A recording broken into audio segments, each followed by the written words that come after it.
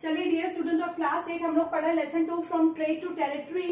Arrival of British India company, भारत British East India company जो थी वो भारत कैसे पहुंची बच्चों, कहाँ उसकी शुरुआत हुई, हम वो पढ़ेंगे। तो let's start. Arrival of British India company. Queen Elizabeth first of England granted a formal royal charter to the London merchants trading the East Indies.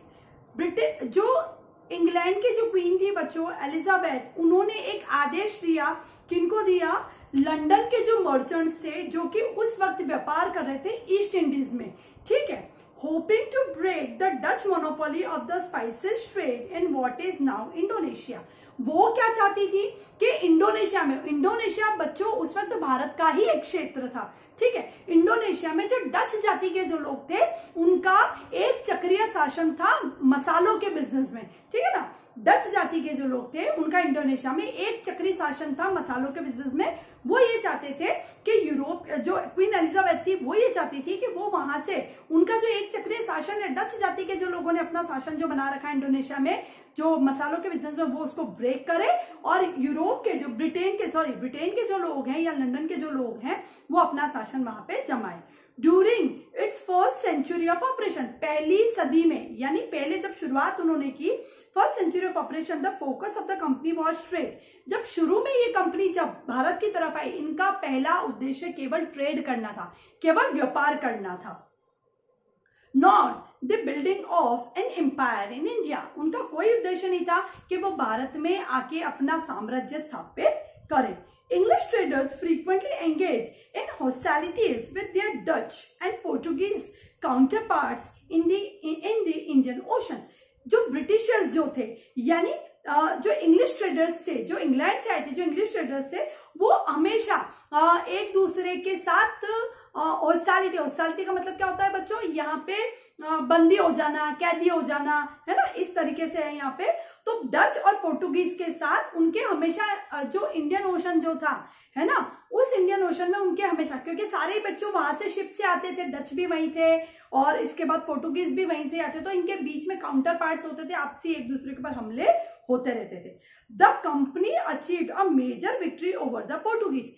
Company ने सबसे पहले, यानी इंग्लैंड से जो कंपनी आई थी बच्चों, इंग्लिश जो कंपनी थी, उन्होंने सबसे पहले अपनी जीत पोर्टुगीज लोगों पे कब हासिल की, battle of Swally. Battle of Swally जब हुआ, वो हुआ 1612 में, 1612 में बैटल ऑफ स्वाली। बच्चों हम कुछ डेट्स याद करने की कोशिश करेंगे। बैटल ऑफ स्वाली हुआ 1612 में बच्चों। ये हुआ सुवाली इन दी सूरत। क्या नाम है बच्चों? सुवाली नाम की जगह पे, कहां पे? सूरत, यानी ये गुजरात की हम बात करें। सूरत में युद्ध हुआ बच्चों पोर्टुगीज और हुआ इंग्लिश लोगों के बीच में, ठीक है बच्चों। इंग्लिश लोगों के बीच में और पोर्टुगीज के बीच में जो था युद्ध हुआ और यहाँ पे इंग्लिश लोगों की यहाँ पे जीत हुई थी। The company decided to explore the feasibility of gaining a territorial foothold in the mainland India। और इसके बाद कंपनी ने ये डिसाइड किया कि वो अपने पैर जमाएगा। कहां पे जमाएगा? मेनलैंड, इंडोनेशिया जो थी बच्चों, वो अपनी पास वाली भूमि थी, था तो भारत का क्षेत्र लेकिन अपनी पास वाली भूमि थी। आप मैप में देखेंगे इंडोनेशिया, आपको समझ में आ जाएगा। लेकिन वो लोग ये चाहते थे कि वो लोग इंडिया में, यानी मेनलैंड में अपना व्यापार है वो जमाए, अपने कदम वहां फैलाए, वो ये चाहते थे। With the official sanction from the both. Official sanction का मतलब होता है जो आधिकारिक परमिशन लेना, है ना। आधिकारिक किन किन से परमिशन लेनी थी? एक तो उनको ब्रिटेन से परमिशन लेनी थी, क्वीन एलिजाबेथ से, कंपनी वालों को। दूसरी उनको लेनी थी जहां पे उनको आना था, यानी मुगल राजा जो यहाँ पे मौजूद थे, उन दोनों से परमिशन उनको लेनी थी। तो उन्होंने क्या किया, जो कंपनी वाले जो लोग थे, यानी इंग्लिश जो कंपनी वाले लोग थे, उनको दो लोगों से परमिशन लेनी थी। एक तो क्वीन एलिजाबेथ ब्रिटेन से लेनी थी और दूसरी उनको परमिशन लेनी थी, भारत में आना था इसलिए भारत के मुगल राजाओं से उनको परमिशन लेनी थी कि हम इस तरह से काम कर ले। Official sanction from the both Britain and the Mughal empire and requested that the crown launch a diplomatic mission. In 1612 में James first instructed Sir Thomas Roy to visit the Mughal emperor Nuruddin Salim Jahangir. 1612 में जेम्स फर्स्ट ने sir Thomas Roy को भारत आने के लिए आदेश दिए। Sir Thomas Roy को James first ने आदेश दिए 1612 में कि आप भारत जाओ और जहांगीर जो राजा थे उनसे मिलो। जहांगीर का राज कब तक था भारत बच्चों? भारत में 1605 से लेके 1627 तक। 1627 तक जहांगीर जो राजा जो थे, मुगल एम्परर थे, उनका राज था।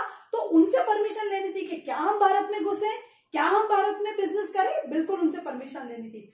To arrange for a commercial treaty that would give the company exclusive right to reside and establish factories in Surat and other areas. क्या परमिशन मांगना चाहते थे?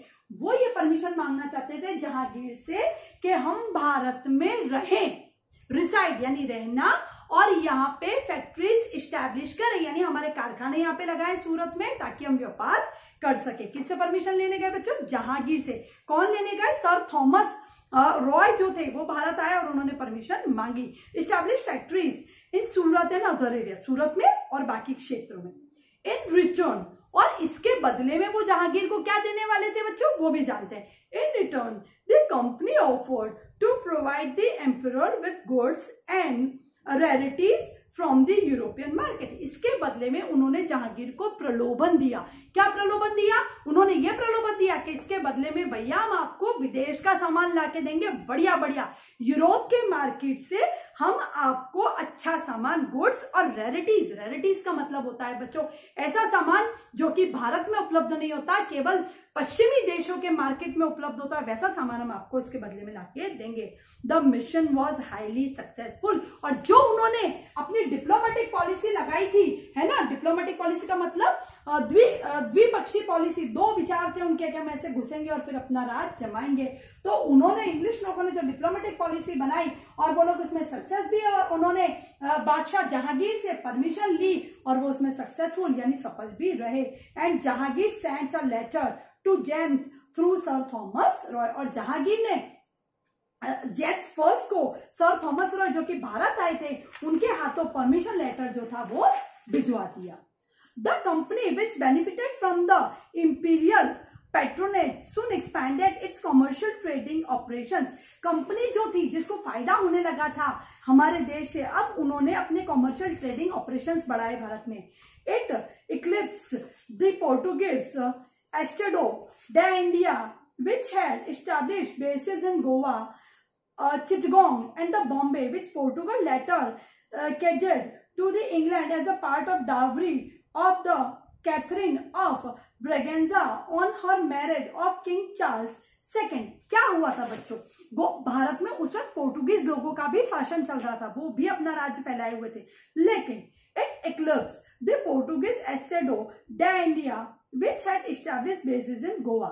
पोर्टुगीज एस्टेडो डे इंडिया नाम की जो कंपनी जो थी उन्होंने अपने बेसिस कहां पे लगाए थे बच्चों? पोर्टुगल लोगों ने Goa, Chittagong and Bombay, which Portugal later ceded to England as a part of dowry. अब ये सारा जो क्षेत्र था पोर्टुगीज के जो लोग जो थे उन्होंने दहेज में दिया of Catherine of Braganza. Catherine of Braganza जो थी उनके विवाह में, on her marriage to the king Charles II, उनका कैथरीन ऑफ ब्रेगेंजा उनका विवाह हुआ था इंग्लैंड के किंग चार्ल्स II से। तो पोर्टुगीज वालों ने ये जो सारा क्षेत्र था, जबकि देखो बच्चों पोर्टुगीज बाहर के, इंग्लैंड के लोग बाहर के, और जमीन भारत की, जो पोर्टुगीज लोग इंग्लैंड के लोगों को दहेज में दे रहे हैं। ठीक है बच्चों, डावरी में दी उन्होंने किंग चार्ल्स II को। The east India company also launch a joint attack with the Dutch United East India Company VOC on Portuguese and Spanish ships off the coast of China। अब क्या किया इन्होंने? East India company ने also launch a joint attack, उन्होंने मिलकर attack किया। किसके साथ? Dutch United east India company. उन्होंने डच लोगों के साथ मिलके यूनाइटेड यानी एक साथ होना, ईस्ट इंडिया कंपनी बनाई, Dutch east India company, Dutch United east India company बनाई, और उन्होंने पोर्टुगीज और स्पेनिश लोगों पे हमला किया, उनके जहाजों पे, to the coast of China, which held secure EIC post in China, और इस तरीके से उन्होंने चाइना का EIC पोस्ट पे भी अपना कब्जा जमा दिया।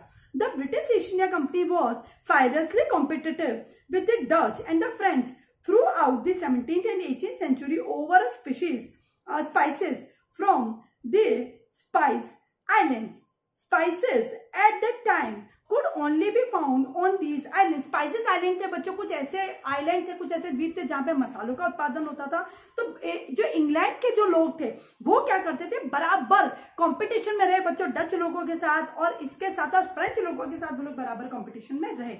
ये जो स्पाइसेस थे आइलैंड्स पे होते थे, सच पेपर, जिंजर, कौन कौन से जो spices at that time could only be found on these island such as a pepper, ginger, nutmeg, cloves, cinnamon could bring profit as high as 400% from one voyage। एक बार की यात्रा में, voyage का मतलब क्या होता है बच्चों, पानी के रास्ते जो यात्रा होती है उसको voyage कहा जाता है।